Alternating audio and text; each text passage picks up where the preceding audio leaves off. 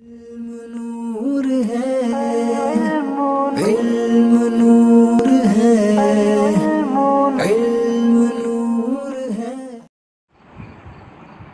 بسم اللہ الرحمن الرحیم، الحمدللہ رب العالمین، والصلاة والسلام علی سید المرسلین، اما بعد فاعوذ باللہ من الشیطان الرجیم، بسم اللہ الرحمن الرحیم، والصلاة والسلام علیکہ یا رسول اللہ وعلی آلک واصحابک یا حبیب اللہ، الصلاة والسلام علیکہ یا نبی اللہ وعلی آلک واصحابک یا نور اللہ۔ آج کا ہمارا سبق ہے سبق نمبر 19، جو کہ زائد الف کے بارے میں ہے۔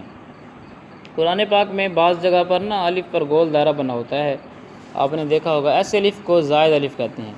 اس الف کو پڑھنے یا نہ پڑھنے کی تفصیلات ہیں۔ تفصیلات کیا ہیں؟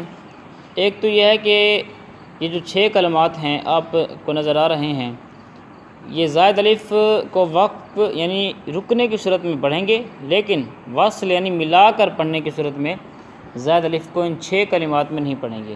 یعنی اگر ہم یہاں پر مثال کے طور وقف کریں تو تب پڑھیں گے، جیسے لیکن، اب یہاں پر الف پڑھا جا رہا ہے، لیکن اگر ہم اس کو ملا کر پڑھیں گے، یعنی اس طرح لیکن ہے اور یہ قرآن پاک کا لفظ ہے، اس کے آگے جو لفظ ہے وہ میں پڑھ دیتا ہوں، یعنی قرآن پاک میں موجود ہے لیکن رسول اللہ، مثال کے طور پر لیکن رسول ربی، یہ لفظ ہے۔ تو ابھی دیکھیں ملا کر پڑھا تو ہم نے نہیں پڑھا، لیکن الگ پڑھیں گے تو لیکن، ملا کر پڑھنے کی صورت میں ان 6 میں نہیں پڑھا جائے گا الف، لیکن وقف کی صورت میں پڑھا جائے گا۔ جیسے اغنونا، یہاں پر وقف پڑھ رہے ہیں تو یہاں پر الف پڑھیں گے، جب کوئی آگے حرف ان کے ساتھ ملائیں گے تو تب نہیں پڑھیں گے۔ الرسول، السبیل، قواریر، انا۔ دوسرا قاعدہ ہے کہ قرآن پاک کے اس کلمے سلاسلہ، اس کے اندر جو زائد الف ہے اس کو وقف میں پڑھنا اور نہ پڑھنا دونوں جائز ہیں، البتہ وصل میں اس زائد الف کو نہیں پڑھیں گے، یعنی وقف کے اندر ہم پڑھیں مرضی ہے، نہ پڑھیں مرضی ہے، لیکن جب ملا کر پڑھیں گے کسی کے ساتھ تب ہم بالکل بھی الف کو نہیں پڑھیں گے، یعنی سلاسلہ پڑھ سکتے ہیں، سلاسلہ بھی پڑھ سکتے ہیں وقف کی صورت میں۔ اوپر یہ تھا کہ وقف کی صورت میں الف پڑھیں گے لیکن وصل میں نہیں پڑھیں گے، لیکن یہاں پر اس ایک کلمے کے اندر سلاسلہ میں اختیار دیا گیا ہے۔ اور اسی طرح لیکن وصل کی جو صورت ہے، وصل کی صورت میں بالکل بھی کوئی اختیار نہیں ہے، تب الف نہیں پڑھیں گے۔ یعنی سلاسلہ کے آگے میں قرآن پاک کی آیت ہے وہ تھوڑی سی پڑھ دیتا ہوں، سلاسل و اغلالا و سعیرا، سلاسل اغلالا و سعیرا۔ یہاں پر جو ہے سلاسلہ کو ہم نے ملایا تو ہم نے الف کو بالکل ہی نہیں پڑھا، سلاسل اغلالا و سعیرا، یہ غلط ہے۔ آگے تیسری صورت بتا رہے ہیں کہ ان تمام کلمات میں جو کہ آپ دیکھ رہے ہیں سکرین پر، زائد الف کو ملا کر پڑھنے کی صورت میں اور وقف کی صورت میں دونوں اعتبار سے نہیں پڑھیں گے، چاہے ملا کر پڑھیں یا وقف پڑھیں، ان تمام کے اندر دونوں اعتبار سے ہم الف کو نہیں پڑھیں گے۔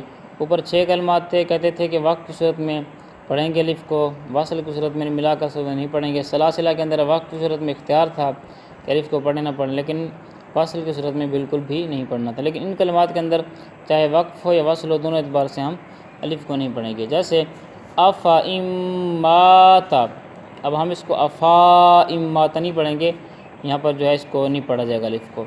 اسی طرح افامت، ٹھیک ہے، الف ہم نے نہیں پڑھنا، اس کو افامت نہیں پڑھیں گے۔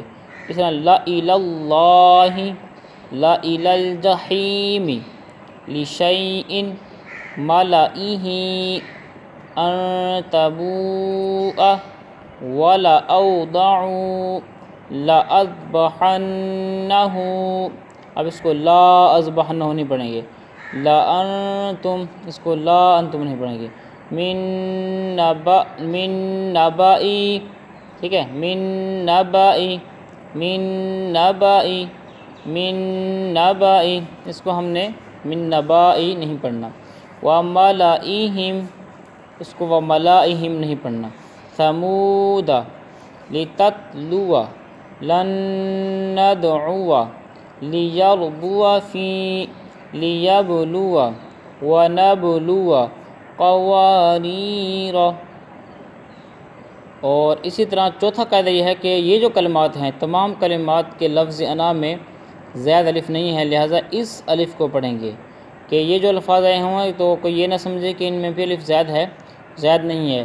ظاہر بات یہاں پر گول دارا بھی اوپر نہیں لگا ہوا تو یہ اسی سے پتہ چل جانا چاہیے تھا کہ یہ زائد نہیں ہے، لیکن مزید بھی قاعدہ بیان کر دیا کہ یہ جو 5 کلمات آ رہے ہیں ان کے اندر انا کے اندر الف زائد نہیں ہے، لہٰذا الف کو پڑھا جائے گا۔ جیسے علیکم الانامل، ٹھیک ہے، اناسیہ، انابو للانام، من اناب، یہ ہمارا سبق جو ہے زائد الف کے متعلق بھی مکمل ہوا۔